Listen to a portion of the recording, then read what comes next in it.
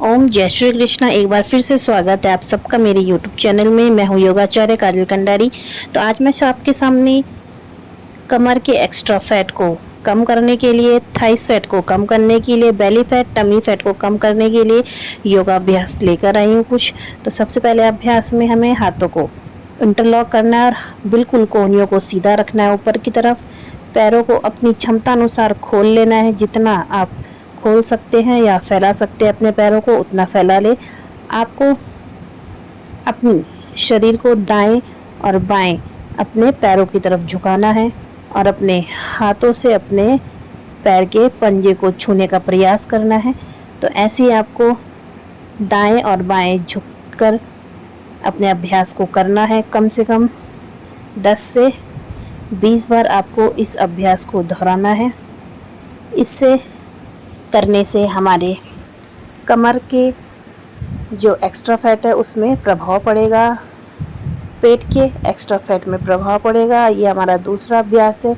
दाएं हाथ से दाएं पैर के पंजे को छूना है और बाएं हाथ को ऊपर की तरफ उठाते हुए हथेली को देखने का प्रयास करना है। इसी प्रकार आपको दूसरी साइड भी करना है। बाएं हाथ से बाएं पैर के पंजे को छू के दाएं हाथ को उठाते हुए अपने हाथ की हथेली को देखना है।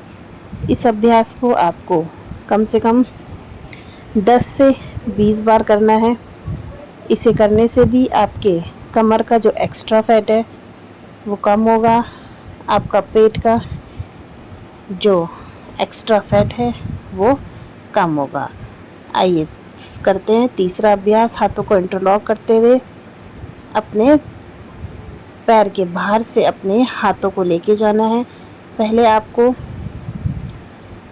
एक साइड कम से कम 5 से 10 बार करना है और फिर जब आप 5 से 10 बार अभ्यास को कर लोगे तो उसके बाद आपको वापस दूसरी साइड इसी प्रकार हाथों को इंटरलॉक करके अपने पंजे के बाहर से अपने दोनों हाथों को घुमाना है 5 से 10 बार। आपको सारे अभ्यासों को कम से कम 10 से 20 बार करने का प्रयास करना है। तभी आपके कमर के और पेट के मांसपेशियों में खिंचाव हुआ और जो आपका एक्स्ट्रा फैट यानी मोटापा है वो कम होगा।